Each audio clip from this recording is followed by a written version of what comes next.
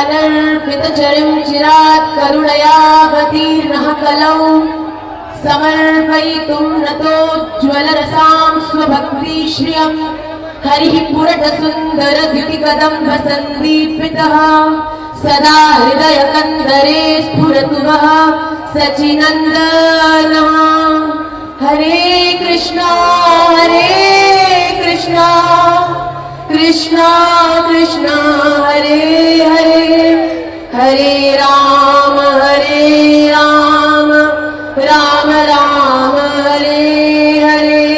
श्री राधारमण लाल की, श्रीमन चैतन्य महाप्रभु की, श्री बांके बिहारी लाल की, श्री वृंदावन धाम की, श्री बागेश्वर धाम सरकार की, बालाजी महाराज की जय। जय श्री राधे, जय जय श्री राधे, जय जय श्री राधे श्याम। निताई गौड़ा हरि बोल, निताई गौड़ा हरि बोल। वांछा कल्पतरुभ्यश्च कृपा सिन्धुभ्यो एव च पतिता नाम पावनेभ्यो वैष्णवेभ्यो नमो नमः। हमारी निमाई पाठशाला के भीतर एक सूत्र सुनाया जाता है। आज सनातन की इस एकता, निष्ठा और दृढ़ संकल्प को देखकर 2 मिनट बस वो कहना चाहूंगी। एक बार किसी भारतीय विशेषज्ञ ने एक एक्सपेरिमेंट किया। एक जार लिया, उसमें जल डाला, उस जल से भरे जार के अंदर एक मूषक को डाल दिया। उस मूषक ने 10 मिनट तक उस पानी में तैरने का प्रयास किया, पर 10 मिनट बाद वो अपने संबल को खो बैठा और उसमें डूब के मर गया। उस विशेषज्ञ ने दोबारा से ऐसा ही किया। एक नया जग लिया, उसमें जल भरा और एक नवीन मूषक को उस जल में डाल दिया। उस नए मूषक ने भी 10 से 15 मिनट तक उस जल में तैरने की कोशिश करी। 15 मिनट जब खत्म होने वाले थे, वो भी अपने पूरे संबल को खोने ही वाला था। उसी समय वो जैसे ही डूबने लगा, उस विशेषज्ञ ने अंदर हाथ डाला, उसे बाहर निकाल लिया। जैसे ही श्वास आई, उसमें तरंग आ गई, वो बड़ा एकदम से जीवित अनुभव करने लगा।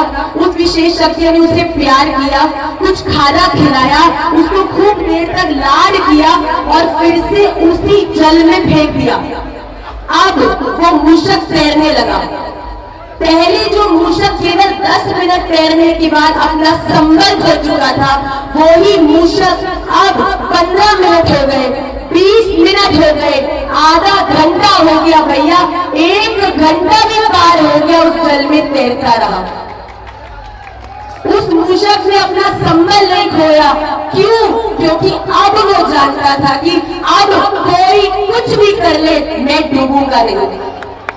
मेरे पास कोई है जो जब मैं अपने संबल को खोऊंगा, मुझे उस परिस्थिति से निकाल कर पुनः मुझे बल प्रदान कर इस दुनिया में फिर से सत्य सनातन भगवान की जय हो ये बोलने के लिए तैयार कर देगा।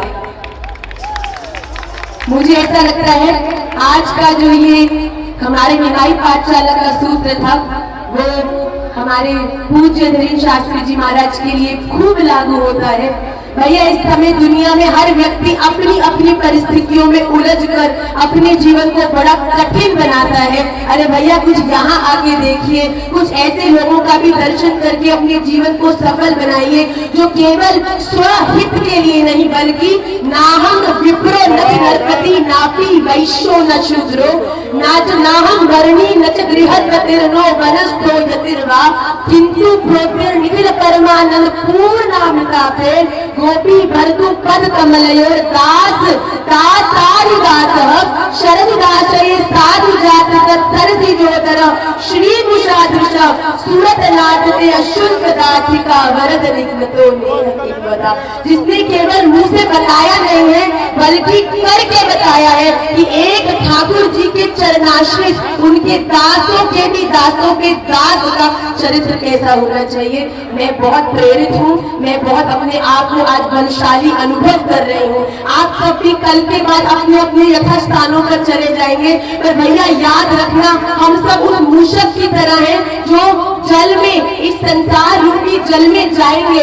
हो सकता है वहाँ प्रचार करने में, सनातन के लिए खड़े होने में कठिनाई हो, पर डरिएगा मत, क्योंकि अगर आपके हाथ पर आपके सर पर श्री राधा रमन लाल का वरिष्ठ कर कमल है तो आपको इस दुनिया में सनातन का प्रचार करने से कोई भी रोक नहीं सकता।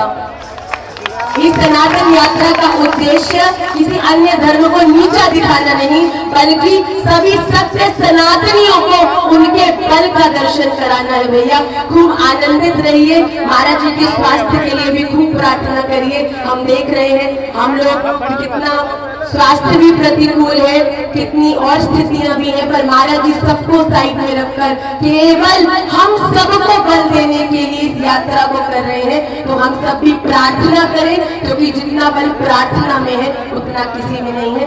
मैं राधा रमन लाल के चरणारविंद में महाराज जी के लिए खूब खूब प्रार्थना करूंगी। महाराज जी के लिए और सभी जो भी संत विराजमान है, मैं सभी के चरणों में दंडवत प्रणाम करके अपनी वाणी को विश्राम करती हूँ। श्री राधा रमन लाल की, सत्य सनातन धर्म की जय जय सिया राम। आगे के क्रम में राजस्थान की पावन भूमि से पधारे पूज्य जया किशोरी जी से प्रार्थना करते हैं कि आप अपने आशीर्वाद से हम सभी को लाभान्वित करें। पूज्य किशोरी जी।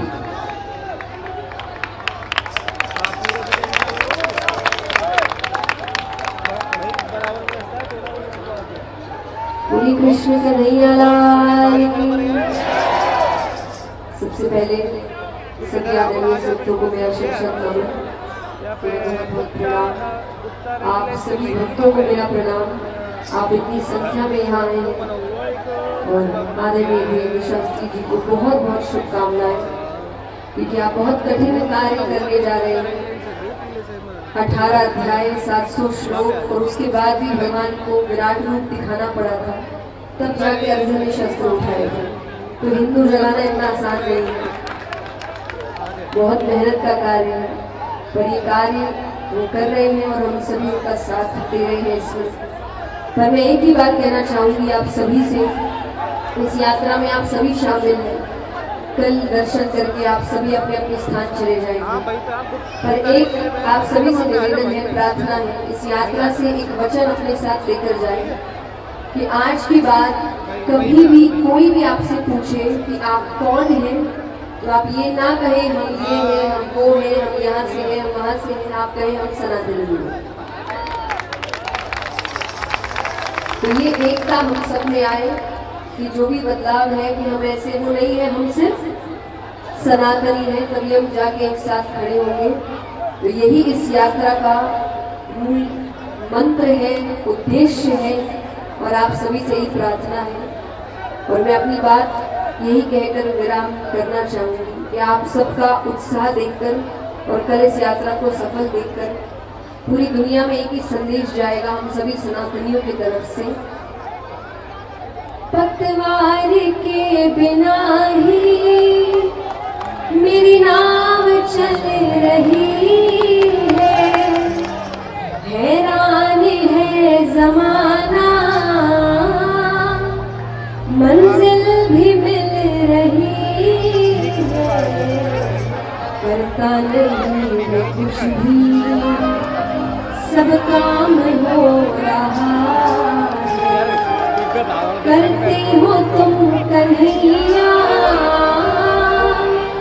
मेरा नाम हो रहा है, मेरा आपकी कृपा से सब काम हो रहा है। कृष्ण कन्हैया लाल। जय जय सिया राम। अब हम पूज्य गुरुदेव भगवान महाराज जी से चरणों में प्रार्थना करते हैं, महाराज जी का क्षमा करें। हम सबके मध्य में परमार्थ निकेतन से परम पूज्य श्री चिदानंद मुनि जी महाराज का आगमन हुआ है। कीर्तन ध्वनि करके महाराज जी का अभिवादन करें और महाराज जी के चरणों में प्रार्थना करते हैं कि आप अपनी वाणी से हम सभी को लाभान्वित करें।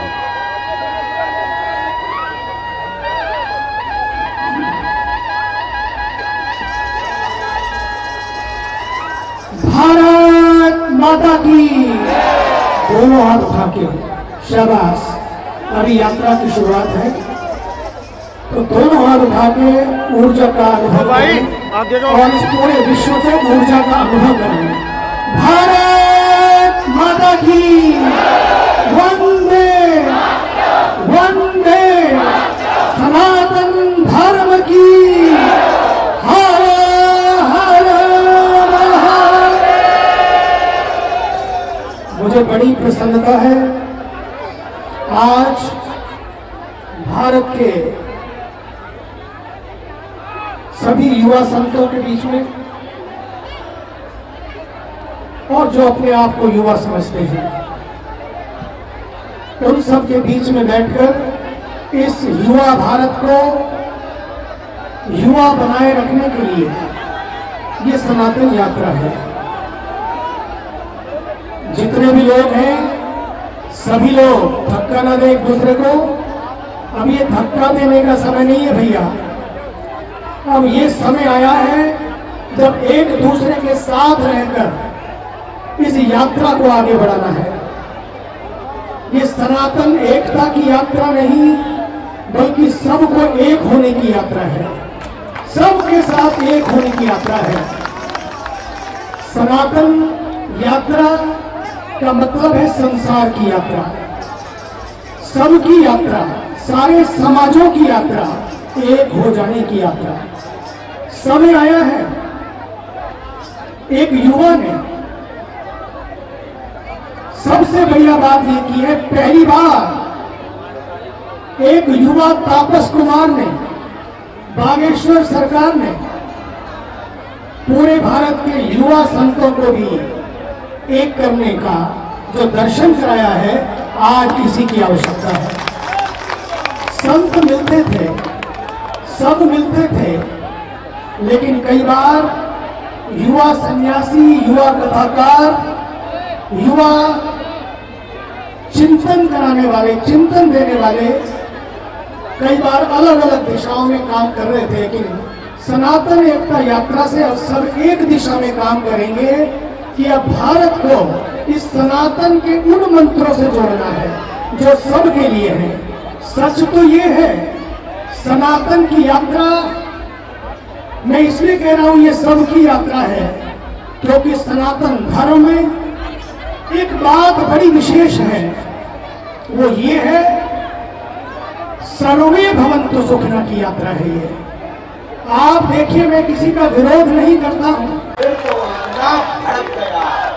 इतना भड़का, पूरी पद यात्रा में कुछ नहीं बोला। हमने 2 बार चाय भी चुपचाप पी ली उसमें। हमने देखे चाय पी और राय ले, और देश में रहना है, हमारे साथ चलना है तो चाय भी ले और चर्चा गाय की कर। फिर वो जाने लगा तो फिर हमने उसको कहा, हम कहा my dear you come here but we इधर आओ। बोले हाँ, बस सुनो, हम इस देश में एकता क्यों चाहते, यही कीड़ा है ना तुम्हारे अंदर। उत्तर सुनो, कुछ लोग इस देश के तिरंगा में चांद देखना चाहते, हम चांद पर तिरंगा देखना चाहते, ये चाहते।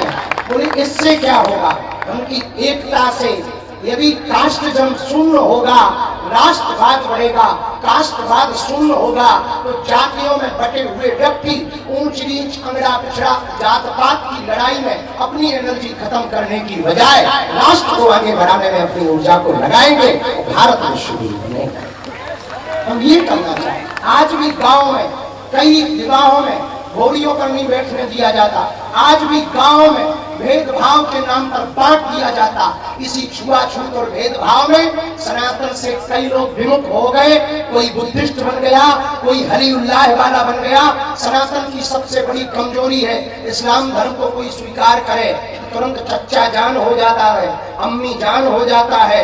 कोई ईसाई बने तो वो सर, मिस्टर, सिस्टर हो जाता है। पर कोई हिंदू धर्म में रहे तो या तो वो जाट हो जाता है, या बर्मा रहता है, या शर्मा रहता है, या क्षत्रिय रहता है। हम ये कहना चाह रहे, ना तुम बर्मा रहो, ना शर्मा रहो, ना क्षत्रिय रहो, ना वैश्य रहो, ना शूद्र रहो। तुम पहले हिंदू रहो, तुम पहले हिंदुस्तानी रहो, बाद में कुछ भी नहीं। इसलिए एक बात और हम अपनी बात विराम करने के पहले कहें, वो दिन दूर नहीं जब तुम्हारे गली मोहल्ले में भी बम फूटेंगे, उनके डॉक्टर भी फोड़ते और अपन नारियल फोड़ फोड़ के मरे जाए। बात है, उनमें और हमें कितना अंतर है। वो बम फोड़ने पर भरोसा करते, हम लोग नारियल फोड़ने पर भरोसा करते।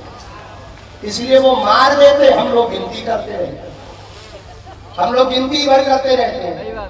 हमने स्पष्ट रूप से इस्लाम धर्म की पूरी कौम से कहा कि तुम हमारे विरोधी नहीं हो, न हम तुम्हारे विरोधी हैं। और यही वो हिंदुस्तान है कि बंटवारा जब हुआ, ये बात बहुत दृढ़ता पूर्वक सरदार वल्लभ भाई पटेल ने अपने भाषणों में कही है। वल्लभ भाई पटेल ने 1947 के बाद कहा कि इस देश में, हिंदुस्तान में रहने वाले आधे से ज्यादा मुसलमानों ने जिन्ना के साथ खड़े होकर के पाकिस्तान की मांग की थी। पर दुर्भाग्य ये है, जिन्होंने मांग की थी वो सबके सब पाकिस्तान नहीं है। जब तुमने मजहब के नाम पर देश मांगा तो तुम्हें जाना चाहिए, कोई बात नहीं, रह गए और अच्छी बात है। हमारा तो वसुदेव कुटुंबकम का सूत्र है, हमारा तो वन वर्ल्ड वन फैमिली का सूत्र है, एक विश्व एक परिवार का सूत्र है। तुम रह गए, कोई दिक्कत नहीं। पर एक बात, हम अन्य देशों से आए हुए रोहिंग्यास, बांग्लादेशी, शरणार्थी जितने भी हमारी बात को सुन रहे हैं टीवी के माध्यम से, हम एक बात तुमसे कह दें, कान खोलकर सुनो, भारत एक देश है, कोई धर्मशाला नहीं है। तो आप यहाँ शरण लो, और शरण भी लो तो कायदे में लो। और इस्लाम धर्म के सभी लोगों से हम कहेंगे, तुम हमारे हो, इसमें कोई संदेह नहीं, हम भी तुम्हारे हैं, इसमें भी संदेह नहीं। यदि हम विरोधी होते तो अब्दुल कलाम को सलूट ना करते, रहीम रसखान के दोहे ना गाते। हम रसखान के भी दोहे गाते हैं, अब्दुल कलाम को भी सलूट करते हैं। पर आप अपने युवान बच्चों को समझाओ कि वो डॉक्टर की पढ़ाई पढ़ करके भी आतंकवादी न बने, अब्दुल कलाम बने। ये बात अपने युवाओं को समझाओ, अपने बच्चों को समझाओ, क्योंकि ये देश बाबर का नहीं, रघुवर का है। जिस ब्रिज भूमि में हम लोग खड़े हैं, उनके एक भैया है, दाऊ भैया। यदि हल मूसल उठ गया तो बेटा तुम्हें लाहौर में जगह मिलेगी। हाँ, बाद में मत कहना।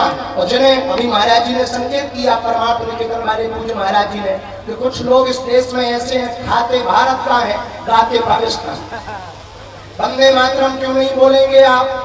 राष्ट्रीय गीत है क्यों नहीं बोलेंगे? भारत माता की जय क्यों नहीं बोलेंगे? भारत मातृत्व प्रधान देश है, यहाँ गाय को भी माता कहा जाता, गंगा को भी माता कहा जाता, यमुना को भी माता कहा जाता, गायत्री को भी माता कहा जाता, और हमारे देश को भी भारत माता कहा जाता है। फिर आप जय क्यों नहीं बोलोगे? तो कुछ मजहबी कट्टरपंथी कहते नहीं, हम जय नहीं बोलेंगे, ठगली के बने। तो तुम रहते कहाँ? लाहौर की टिकट कटवा लो, फ्लाइट ले लो बेटा। जब तुम्हें भारत माता की जय बोलने में दिक्कत है तो यहाँ काहे को है?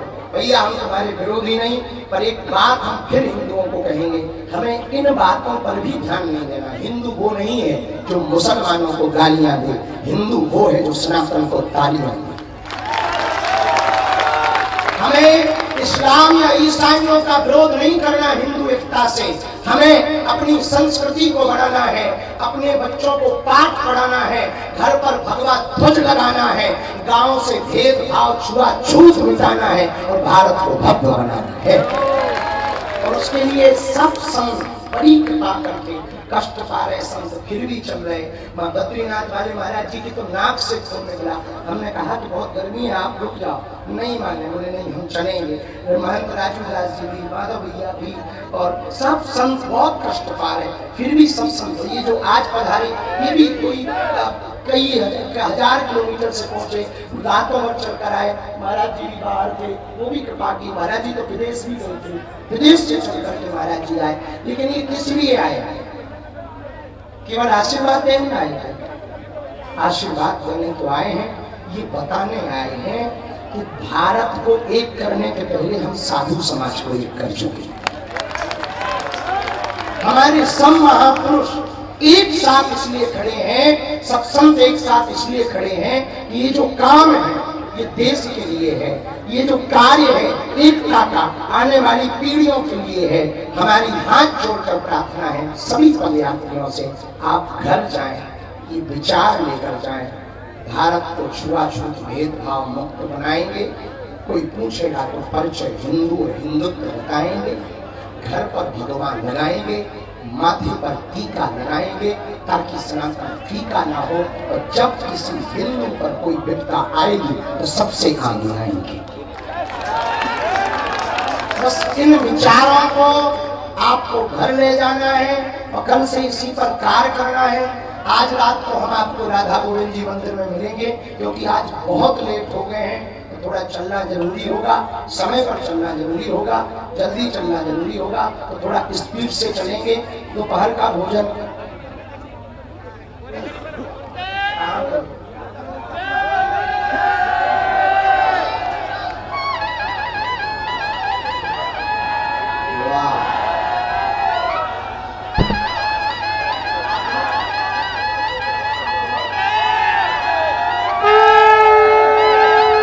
भोजन जहाँ है वो जगह तो ठीक ठाक नहीं है। जब इन्होंने नाम लिया तभी हमारे मुंह से बाहर निकला अकबरपुर।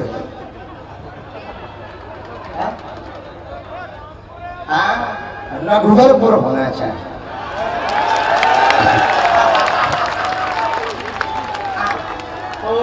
तो आपको नाम बदलवा, यदि हम नेताजी होते तो अभी ठोक देते।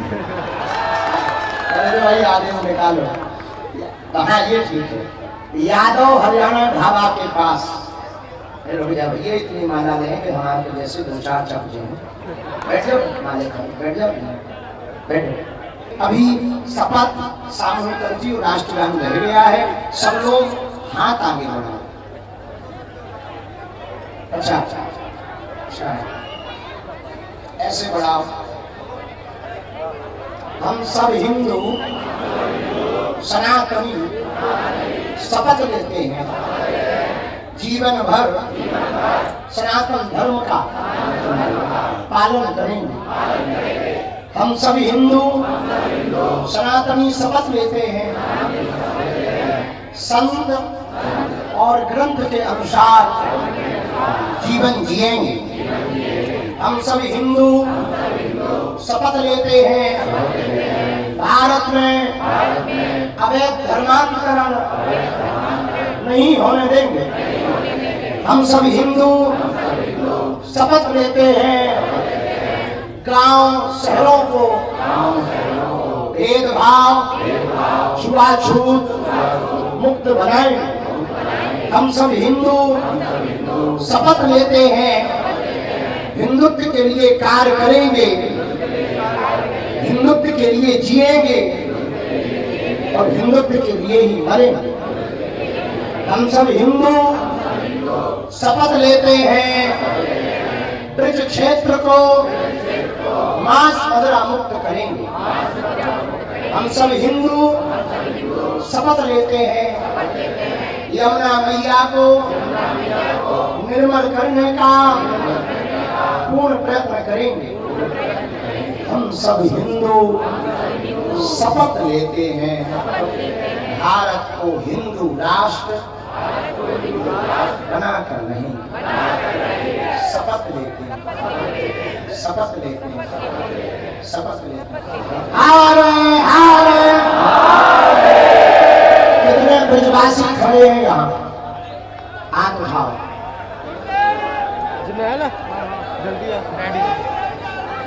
सभी ब्रजवासी सुनो, जैसे ही वृंदावन की तरफ मुड़ो तो बड़े बोर्ड पे लिखा अंग्रेजी शराब की दुकान। अब ये ना हमें समझ में आई कि परिक्रमा पी के लगवाने की बात है का?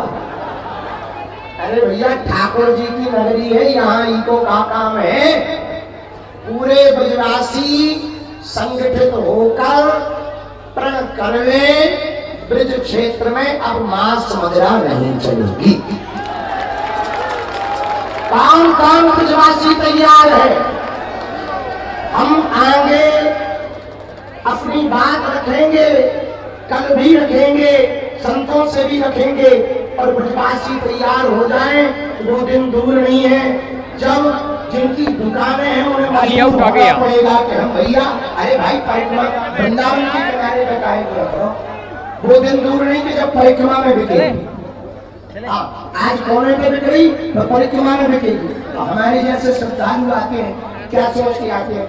डाल अनुपात और ना दे हम लोग ऐसा सोच के आते, वृंदावन जाएंगे, ब्रज रज मिलेंगे, संत मिलेंगे, लेकिन जैसे ही एंट्री करो अंग्रेजी सब आपको कौन कर। तो कौन कौन ब्रजवासी तैयार है उसको बंद करवाने के लिए? पक्का पक्का सुनो ब्रजवासियों, ब्रज को जितना गंदा बाहर के लोगों ने किया शायद किसी ने नहीं किया होगा। यदि आज ब्रजवासी एकजुट नहीं होंगे तो कल वो दिन दूर नहीं जब ब्रज की 3 रानी, राधा रानी, रज रानी, यमुना महारानी की तो हालत को पता ही है। इसलिए कल 16 तारीख को 12 बजे सभी ब्रजवासी 4 धाम छठी करा। यदि आप हिंदू हो तो आना, और हिंदू ना हो तो बिल्कुल नहीं आना। अपने पैरों को परेशान मत करो। यदि आप सनातनी हो तो आना, सनातनी वाले हो तो ठटरी बनाना।